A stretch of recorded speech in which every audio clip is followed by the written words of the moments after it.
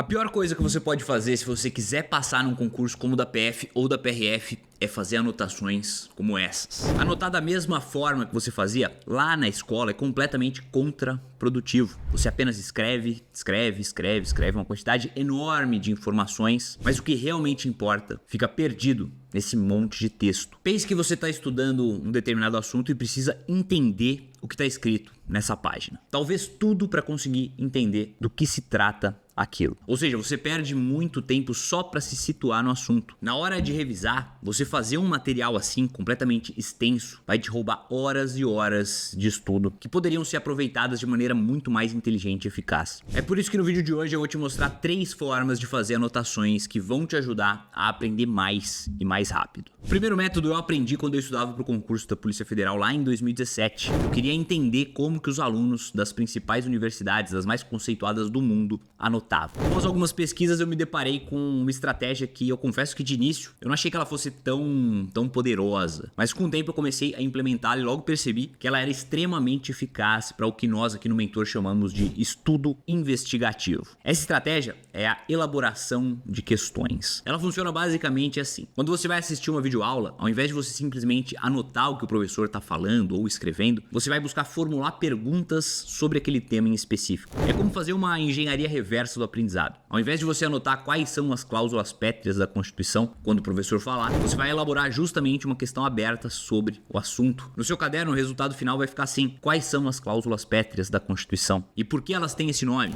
A resposta você não vai anotar. No final da aula, quando você terminar de assistir, você vai voltar nas perguntas que você fez e vai responder cada uma delas com as suas palavras. Beleza, Pedro, mas como que eu sei que eu tô respondendo certo? Parece óbvio, não? Você vai corrigir as questões justamente como corrigiria se fosse alguém que tivesse feito elas para você responder. Aquelas que você errar já te ligam um sinal de que ou você não prestou atenção na aula ou não conseguiu entender por completo. O simples fato de você não copiar exatamente como o professor está falando ou escrevendo já te faz ficar mais concentrado na aula. Mas o maior benefício dessa técnica é que ao final da aula você precisará se esforçar muito mais para lembrar das respostas. Não vai simplesmente reler o material. Afinal, o método de releitura é uma das técnicas mais usadas pelo concurseiro ainda hoje, mas é uma das que tem mais baixa eficácia se comparado aos métodos de revisão mais ativas. Ele te dá a falsa impressão de que você sabe o que você estudou. Você sente que está absorvendo informação, mas na verdade você vai esquecer ela e esquecer muito rápido. Pega esse exemplo, pensa no teu filme favorito, aquele que você mais assistiu na vida. Eu aposto que você não consegue lembrar cada uma das cenas daquele filme na ordem correta. Mas se você der um play no filme agora, você vai começar a se lembrar das cenas que vêm logo a seguir. É isso que a releitura faz com o teu cérebro. Ela te dá a ilusão de que você está de fato se lembrando do assunto, mas só porque você tem familiaridade com as suas anotações. Mas no dia da prova,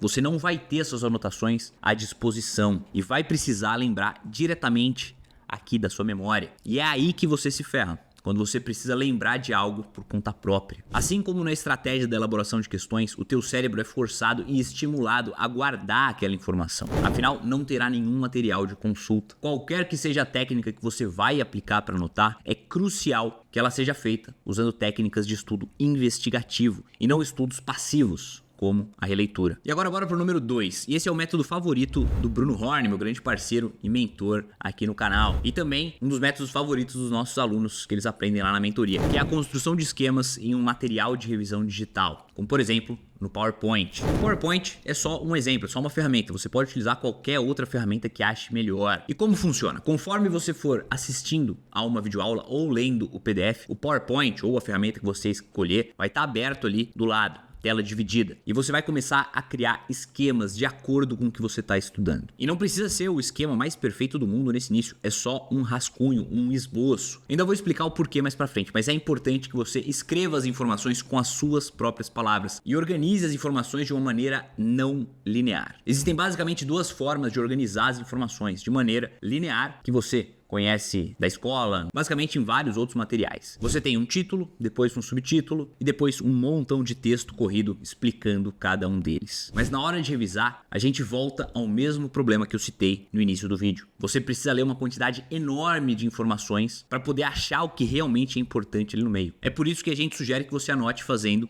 esquemas. O título e o subtítulo ainda existem, mas você vai organizá-los de forma mais livre, fazendo conexões e adicionando apenas as informações mais relevantes, sempre com pouco texto e de forma extremamente visual. Dessa maneira, quando você precisa voltar nessas anotações, as informações-chave vão conseguir ser lidas de forma muito mais rápida. Ao invés de estar ali tudo empilhado de maneira vertical, o que dificulta até mesmo a leitura, os esquemas eles estão conectados uns aos outros. Dá só uma olhada nesse exemplo dos cadernos que o Bruno fazia quando ele estudava para o concurso da PF. Eles são extremamente resumidos e muito visuais. Um material que tinha 100, 200 páginas, ele conseguia resumir em 5, 10 páginas sem perder o que realmente importa do conteúdo. Você que estuda para concurso sabe que muitas vezes, principalmente em textos de letra de lei, eles usam um parágrafo inteiro para poder explicar uma coisa bem simples. Mas o que aquilo realmente quer dizer está em uma ou duas frases. Às vezes apenas em algumas palavras-chave. Essa forma de anotar e fazer esquemas, ela é tão importante para sua aprovação que a gente vai abordar de forma muito mais aprofundada e detalhada durante a semana da aprovação, o nosso grande evento que vai acontecer nos próximos dias. Vão ser 4 aulas completamente gratuitas aqui no nosso canal do YouTube e uma dessas aulas, eu e o Bruno, vamos destrinchar cada uma dessas técnicas de anotação e também vamos te ensinar como construir o seu caderno de revisão digital do zero, que faz com que você tenha muito mais agilidade para poder revisar e aprender as matérias do concurso. Então não perde essa chance se você quer passar no próximo concurso da Polícia Federal, da Polícia Rodoviária Federal ou qualquer outro concurso policial do país, não pode ficar de fora da semana da aprovação. Clica no link que vai estar embaixo aqui desse vídeo, na descrição, e faz a tua inscrição gratuitamente. E voltando aqui, resumindo, os esquemas eles vão te ajudar a condensar as informações e trazer uma maneira muito mais visual de estudar, o que facilita muito o teu aprendizado. E o terceiro e último tem tudo a ver com isso, que é a anotação livre. Existem diversas maneiras de você fazer anotações livres, como mapas mentais, por exemplo. Os esquemas, eles são, de certa forma, um modo de anotação livre. Esse tipo de anotação, ele é muito bom quando você está assistindo e tendo contato com o conteúdo pela primeira vez. Ao invés de você fazer tudo ali muito quadradinho, escrevendo textos e textos, você pode pegar uma folha em branco ou um iPad, um tablet e fazer desenhos, conexões, da forma que você achar melhor. Nesse momento, o mais importante não é que você deixe tudo 100% organizado, bonitinho. Você vai fazer um rascunho, um esboço, tentar colocar no papel ou na tela todas as informações que o teu cérebro está recebendo. Justamente porque um ponto importante para esse método, e todos os outros que eu falei nesse vídeo funcionarem tão bem, é a atualização constante. O seu primeiro rascunho não vai ser a versão final do seu caderno de revisão digital. Ao longo do tempo você vai adicionando informações, excluindo outras, melhorando, colocando desenhos, fotos, prints, tabelas, esquemas, tudo que for te ajudar a revisar e entender aquelas informações de maneira mais rápida e mais eficaz. Dá só uma olhada nesse caderno do Bruno. Ele tem as informações resumidas, mas também tem imagens ali que ajudam ele a entender o contexto daquelas informações. É claro que esse não foi o resultado final, logo de primeira, que ele abriu o PowerPoint